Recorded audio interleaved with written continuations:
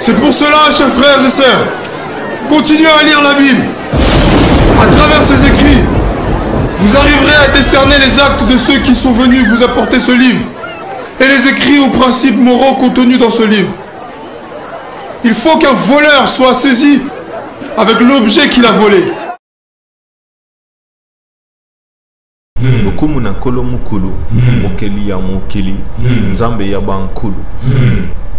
Louange au Créateur de l'univers, salutations de paix, de vie, de force et de santé à tous.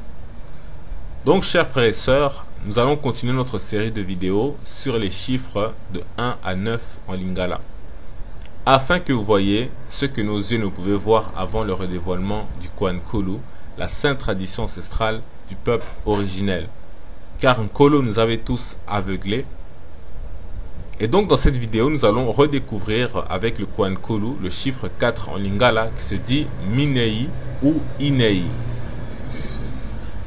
À quoi renvoie donc ce terme de Inei ou Minei? Le mi est le préfixe du pluriel, donc Inei qui reste renvoie au thème de la lumière du ciel ou des luminaires du ciel. On peut considérer le terme Inei comme la fusion de Moi, la lumière du ciel, avec le terme Enene ou Ene qui veut dire grand. Et donc qu'est-ce qui est grand et qui brille? Eh bien le soleil, mais aussi la lune et les étoiles. Le soleil lui-même est souvent appelé Moi, car il contribue le plus à la lumière du jour.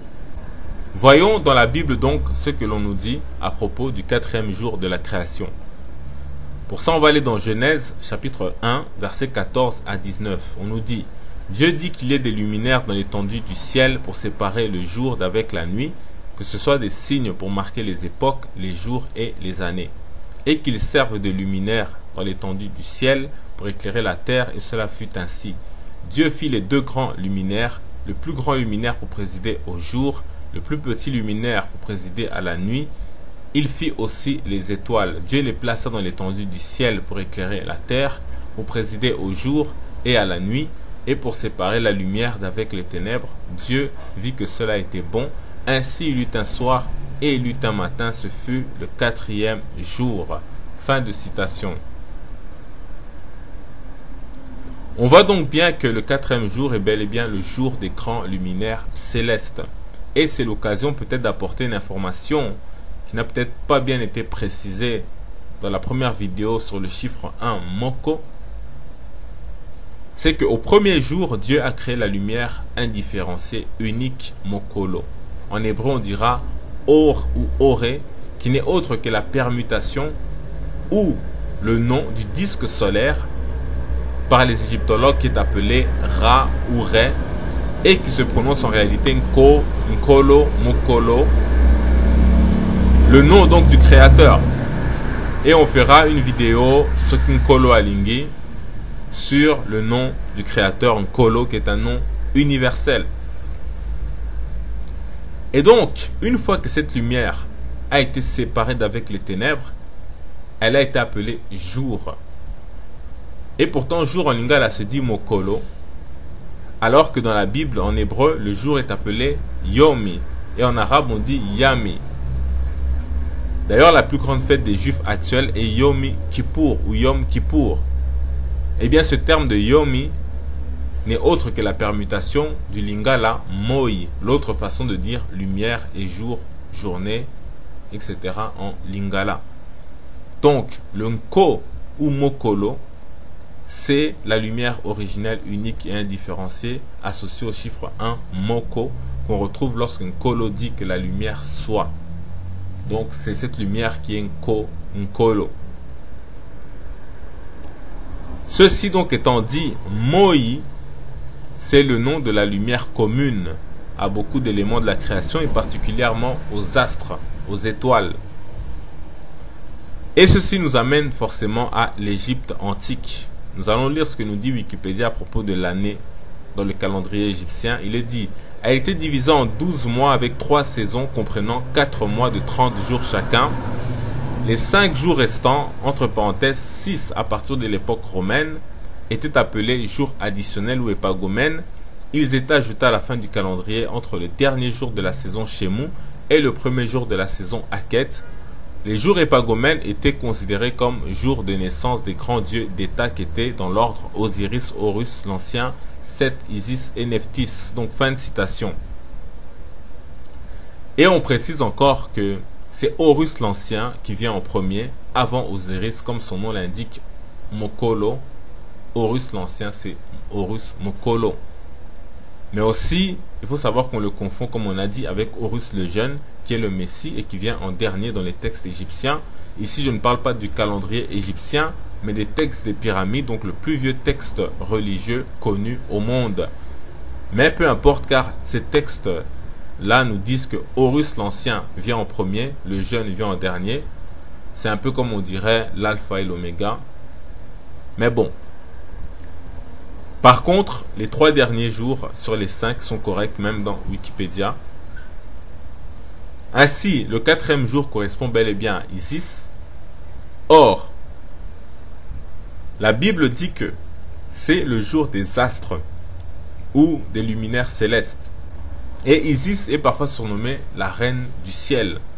Wikipédia nous dit: d'autres sources rapportent l'existence d'initiés heptastolos, porteurs de 7 lumières, de 7 tuniques, à l'imitation de la déesse Isis.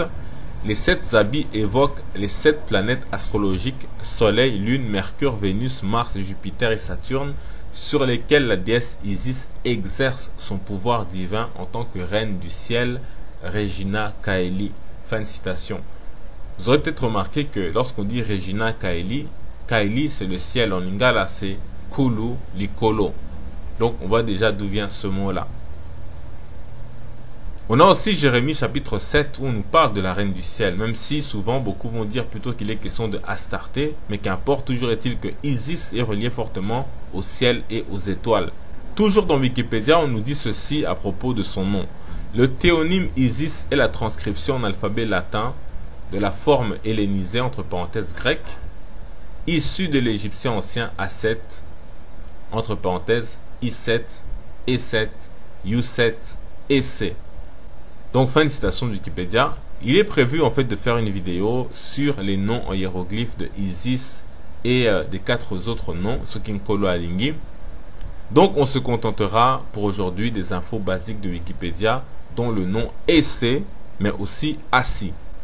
Isis étant la femme par excellence, en lingala une femme se dit Mowasi. Et on entend Assi dans Essé ou Assi. Ce nom est toujours un jeu de mots d'une grande profondeur, comme la plupart des noms qu'on retrouve dans les Écritures et dans notre tradition. Mais celui-ci a encore un intérêt particulier. Dans la Bible, Ève est la première femme, et Ève signifie la vie, car Genèse chapitre 3 verset 20 nous dit: Adam donna à sa femme le nom de Ève, car elle a été la mère de tous les vivants. Fin de citation. Et même en français, on voit que vie et Ève se ressemblent. Et pour être mère, il faut être enceinte et donc devenir grosse. En lingala est néné. Et la vie se dit bomoi. La racine est moi, c'est-à-dire le même mot que pour dire lumière en lingala. La vie donc signifie la lumière dans notre Kwankulu, dans notre tradition. Et pour dire tuer quelqu'un, on emploie le terme koboma. Donc boma qui veut dire éteindre. Tuer un homme, c'est exactement la même expression que éteindre le feu en lingala, avec une légère nuance de prononciation, mais qui est imperceptible pour celui qui ne comprend pas le lingala. On va dire koboma moto pour dire tuer un homme, et koboma moto pour dire éteindre le feu. Moto, c'est le feu, et moto, c'est l'homme. En fait, ce feu-là, c'est la lumière moi, c'est la vie moi. Et avec la grossesse, où le terme gros est néné ou monene, on obtient un enfant moana ou moiana. Mais le terme moi vient à l'origine du terme mbu, donc l'océan primordial à l'origine, d'où naissent en fait les âmes des vivants. Donner naissance se dit kombotama ou kobotama. Le nom, c'est la parole de naissance. c'est Kombo en lingala. Et donc Mbu, qui veut dire eau, quand on le prononce sans le B, devient Mu. Et ce Mu prend deux directions pour former à la fois la lumière Moi et l'eau Mai. Car Mu s'écrit avec un W, MW, car le U et le W sont interchangeables. Et en lingala, on termine toujours par une voyelle pleine à la fin du mot. Donc on a Mui. Le W se change en Y, accompagné d'une voyelle finale, ce qui donne par exemple Moi, c'est la lumière. C'est pourquoi on dit Muinda, Moinda, la lumière, Moindo, Moindo, la noirceur, Muete, Miete, l'arbre. Ça, c'est des exemples qu'on a déjà vus dans la vidéo sur le deuxième jour. Et donc, Mbu, Mu, Mu devient aussi Mai. Donc, quand on dit à un enfant Moana ou Moana, cela vient de Mbu Ana. En Chiluba, on dit d'ailleurs Boana pour dire enfance, mais on va dire aussi Moana pour dire enfant. Donc le B et le M ont leur place. Et c'est ce terme qui a donné Bena en hébreu et en arabe.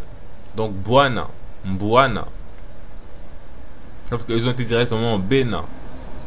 Et dans Moana, on a aussi Moi Ana qui est dedans. Moi, la lumière ou la vie. Et Enene, c'est être gros ou grand. Dans le royaume Congo, les rois et gouverneurs étaient appelés des Moene. Moene. Les Portugais ont déformé ça en Mani, mais ça vient de Moene, qui veut dire à la fois grand et enfant de lumière ou de la vie. Et cette vie ou lumière, c'est la femme. Société matriarcale. Mais c'est une autre histoire. Donc Moisi, c'est aussi Moiasi. Ève, qui veut dire la vie, se dit en hébreu Awa, comme dans Moawasi en lingala. La prononciation à l'origine donc de ce terme-là. Et Moisi, c'est le nom de Isis. Dans l'Égypte antique, les femmes représentent le ciel et les hommes la terre, ou ce qui est en bas. Dans la Bible, c'est aussi le cas, puisque l'homme vient de la terre et la femme a été donnée par Nkolo, donc le créateur, donc le ciel, pour être aux côtés de l'homme, sorti de la côte de l'homme, entre parenthèses comme on dit.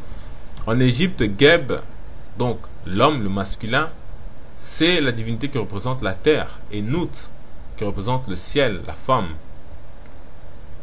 Enfin, le nom de la femme, Moisi, contient Moi, la lumière et la vie. Cela nous rappelle que le soleil est aussi souvent appelé Moi, car il est une grande lumière et une source de vie comme la femme. Mais son nom en lingala est également Moise, qui est la quasi-parfaite homonymie de la femme Moisi. Moise indique qu'il donne la lumière Moi, comme la femme donne la vie Moi. Et tout cela correspond au 4e jour Mokoloya Minei de la Bible et au 4e jour du calendrier égyptien sur les 5 avant la nouvelle année.